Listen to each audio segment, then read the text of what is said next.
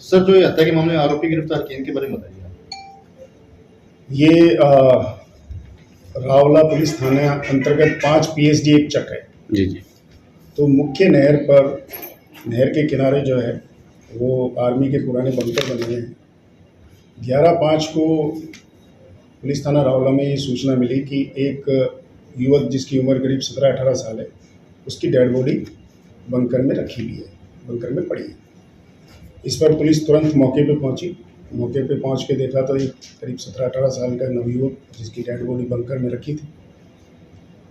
देखने से जो है प्राइमा फेसी ये लगता था, उसके जो मुंह से थोड़ा सा खून आया हुआ था और गले पे कुछ मार्क्स थे, उससे ये लग रहा था कि किसी ने इसकी गला घोंट करके और हत्या की है। चूँकि मौके पे एक मोटरसाइकिल मिली थी, इसके अलावा पुलिस को अन्य कोई वस्तु मौके पे मिली नहीं, तो ये पुलिस के सामने एक बड़ा चैलेंजिंग था। पहले तो उसको डेड बॉडी को आइडेंटिफाई करना, फिर घटनाक्रम के बारे में, अभियुक्तों के बारे में पता लगा।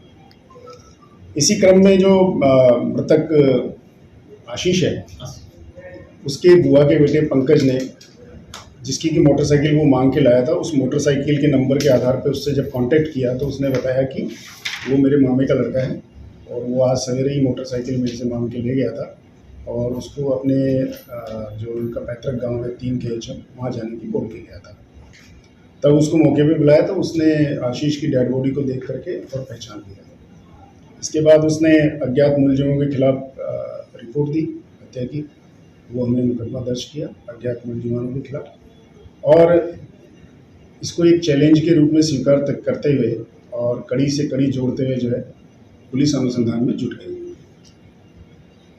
मृतक के पास में उसका मोबाइल भी नहीं मिला था, जो मोटरसाइकिल वहाँ खड़ी थी उसकी चाबी भी नहीं मिली।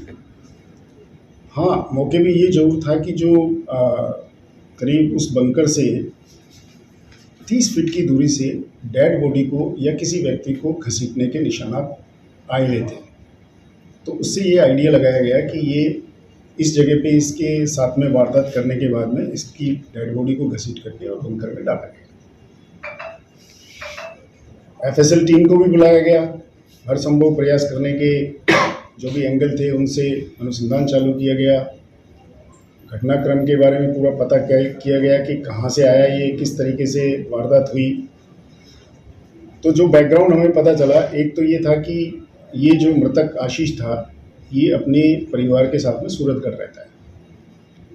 इसके दादा दादी 3 KHM में रहते हैं, वहाँ इनकी ज़मीन है और वहाँ इनकी मकान भी बना हुआ है। तो ये अक्सर अपने दादा के पास आया जाया करता था। 3 तारीख को, इसी महीने की 3 तारीख को जो भागीरथ इसका दादा है, उसके छोटे भाई की पुत्रवधू संजू ने कोई जहरीली वस्तु का सेवन किया था और उसकी मृत्यु हो गई थी। इस संबंध में पुलिस थाना रावला में मृतका के भाई वीरेंद्र ने मुकदमा दर्ज करवाया था उसका दादा दादी के खिलाफ में, और पुलिस ने मुकदमा दर्ज करके उसमें अनुसंधान प्रारंभ कर दिया था। आरोप क्या लगे थे सर? आरोप उसमें यही लगाए थे कि दहेज के लिए तंग परेशान करके और उसको मार दिया गया। जी जी। 304B में मुकदमा दर्ज करके और डिवाइस पी अनुग्रह के द्वारा उसमें अनुसंधान किया जा रहा था। जब ये घटना घटित हुई तो चूँकि घटनास्थल पे ऐसे कोई आलामात हमें मिले नहीं, कोई ऐसी लीड मिली नहीं, तो रावला मंडी में जितने भी CCTV फुटेज थे उनको जब देखा गया तो उससे ये तथ्य सामने आया कि उक्त मृतक आशीष जो है करीब दोपहर में 1:26 पे रावला मंडी में उसके फूफा की दुकान से रवाना होता है मोटरसाइकिल पर, और उसके हाथ में मोबाइल है और वो लगातार उस मोबाइल पे बीच बीच में रुक करके चैटिंग भी कर रहा है। कॉल नहीं कर रहा है, चैटिंग कर रहा है। उसके बाद में जब इस एंगल को हमने देखा कि इसकी कहाँ से रंजिश हो सकती है, किस बात को लेकर के और इसकी हत्या की जा सकती है, वो कौन लोग हो सकते हैं संदिग्ध लोग जो इस वारदात में इन्वॉल्व हैं, तो पुलिस के पास एक चुनौती थी अज्ञात मुलजिमानों का पता लगाने की। तो हमारे पास जो एक एंगल जो हमें सामने नज़र आ रहा था वो यही था कि कहीं ना कहीं जो 304B का मुकदमा दर्ज हुआ था उसका जो भाई रविंदर है, हो सकता है कि वो इस घटना में इन्वॉल्व हो। इसी आशंका के मद्देनज़र उस पर निगरानी चालू की गई। इन बिटवीन मृतक के मोबाइल की जो सिम उसके पिता के नाम से थी, तो चूंकि मोबाइल तो उसका मिला नहीं था, तो उसकी डुप्लीकेट सिम इशू करवाई गई। रविंदर के नहीं, मृतक आशीष। उसकी सिम इशू करवाई गई। जब उसकी सिम हमने उसके पिता से इशू करवा करके और उसको मोबाइल में डाल के चलाया, तो हमारी टेक्निकल टीम के सपोर्ट से उसकी इंस्टा पे जो आईडी बनी हुई थी वो हमें मिल गई। उस इंस्टा पे जो उसकी चैटिंग हमने देखी, तो एक रजनी अरोड़ा लड़की के नाम से एक चैटिंग अकाउंट से उसकी चैटिंग होना हमें ज्ञात है। और थोड़ा सा शक हमें इस वजह से भी हो गया था कि उस चैटिंग में जो सामने रजनी अरोड़ा की तरफ से जो मैसेज किए गए थे वो डिलीट थे उसमें, और जो मृतक आशीष ने जो मैसेजेस किए थे वो उसमें हमें मिल गए। अब उसका ये देखना था कि ये वास्तव में है किसकी। तो हमने जो संदिग्ध थे, जो रविंदर, हमने उसकी कॉल डिटेल निकाली। कॉल डिटेल निकालने से उसकी लोकेशन उस घटना स्थल के आसपास 5 पीएसडी में आई। तो हमारा शक और भी मजबूत हो गया पुलिस का, और फिर पुलिस तमाम तथ्य जुटाने के लिए जो है इसमें अग्रसर हो गई। और अल्टीमेटली जब हम इस नतीजे पे पहुँचे कि कहीं ना कहीं वारदात में ये इन्वॉल्व है, और ये जो चैटिंग है, इस चैटिंग के माध्यम से ही उसको बुलाया गया झांसे में डाल करके। तो हमने सबसे पहले रविंदर को जब राउंड अप किया, तो उससे इस बाबत जानकारी ली, उसके फ़ोन को चेक किया, तो उसके फ़ोन में रजनी अरोड़ा के नाम से इंस्टाग्राम की अकाउंट हमें मिल गया।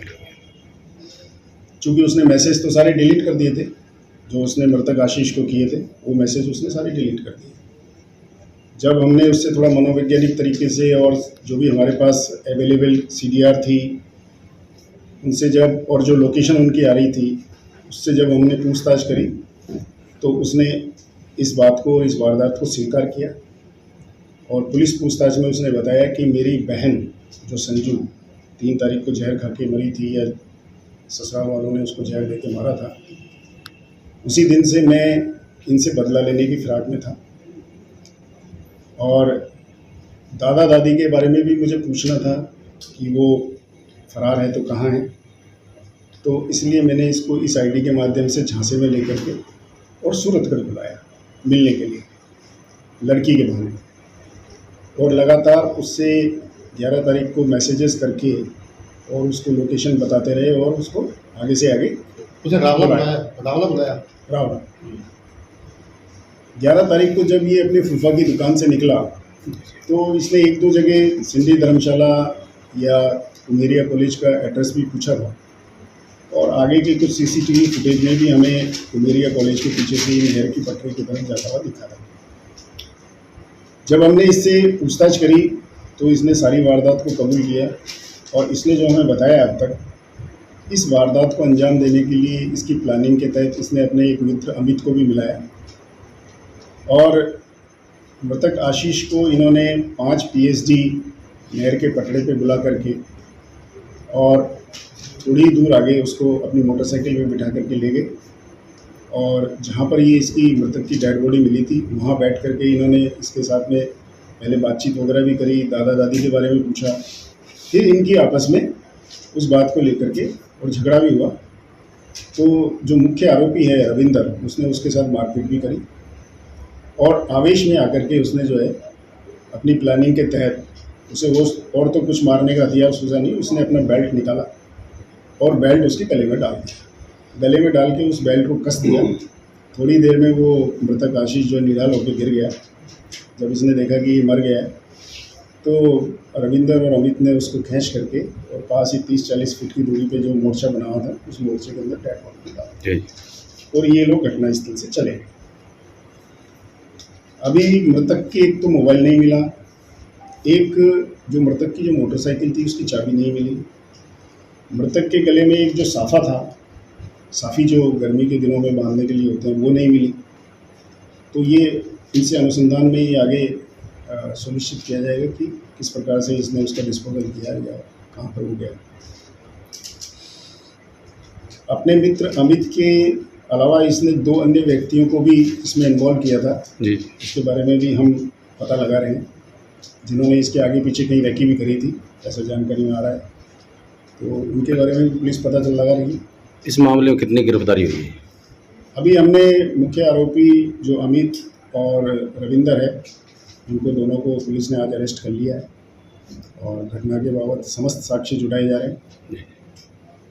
हमारी रावला पुलिस टीम ने इसमें बहुत ही मेहनत से इस चुनौतीपूर्ण कार्य को संपन्न किया है। हमारे अधिकारी और जवानों ने मिलकर के दिन रात इसमें मेहनत करके 3-4 दिन के अंदर अंदर इस ब्लाइंड वेंडर को ट्रेस करके और वर्कआउट किया है। सर, जो आरोपी है रविंदर, ये रजनी नाम की आईडी इसने कब बनाई थी? ये रजनी अरोड़ा नाम की आईडी तो इसके पास पहले से बनी हुई थी, किसी से इसकी मित्रता थी पहले, लेकिन ये बंद थी, लेकिन इसने बीच में इसको चालू कर लिया वापस। मतलब उसकी अपनी बहन की मौत के बाद? हाँ। तो सर, जब एमजे कॉलेज के पास आया तो इसने शोर शराबा नहीं किया, भाई आप कौन हो? नहीं, वो तो इसको पहचानता ही था। जब ये वहाँ पहुँचा तो इसने इससे पूछा भी कि रविंदर आप हो? तो उसने कहा हाँ मैं ही हूँ। फिर वहाँ बैठ करके इनकी बात भी। आप जैसे बता रहे हो कि इसको रजनी बन के बुलाया गया था? हाँ, रजनी बन के बुलाया था, लेकिन मृतक के दिमाग में ये था कि मैं तो लड़की से मिलने जा रहा हूँ, कहीं मुझे देख लेगा, इधर उधर बता देगा, तो ये थोड़ा शक पका गया। तो इसने जो इसकी हत्या की थी वो किस टाइम की, सर क्या सामने आया है? इसने जो वारदात को अंजाम दिया है, वो जिस प्रकार से जो सीसीटीवी फुटेज है और हमारे पास में अभियुक्त की जो सीडीआर है और जो मृतक का मोबाइल स्विच ऑफ होने का समय है, उसके अनुसार ये 2-2:30 बजे के आसपास से लेकर के 4 बजे के बीच में इस वारदात को अंजाम दिया। आरोपी रविंदर और अमित को कहाँ से गिरफ्तार किया गया सर? आरोपी रविंदर और इसको अमित को जो है यहीं इनके घर से गिरफ्तार किया गया। सर, पुलिस को प्रथम सूचना किसने दी कि वहाँ ऐसी हालात में डेड बॉडी पड़ी है? हाँ, पुलिस को जरिए टेलीफोनिक सूचना प्राप्त हुई थी। जी जी। आज पीएचडी के किसी व्यक्ति ने सूचना दी थी जी जी। कि यहाँ पर एक डेड बॉडी रखी हुई है। जी जी। क्योंकि मोटरसाइकिल कई देर से खड़ी थी वहाँ पर जी। लावारिश, तो किसी ने मोटरसाइकिल को रोक करके आसपास पता किया, नहीं दिखा उसको, उसी के अंदर कोई डेड बॉडी नजर आई तो उसने पुलिस को सूचना दी। सर, विशेष योगदान किसका रहा इस खुलासे में? ये हमारी जो रावला पुलिस टीम है, इसने पूरी टीम ने ही काम किया है और सभी जवानों ने और थानाधिकारी ने मिल करके इस पर वर्कआउट किया है और उसी का नतीजा है कि ब्लाइंड मर्डर को हमने इतनी जल्दी ट्रेस कर लिया। Okay sir, thank you. धन्यवाद। मतलब ये 2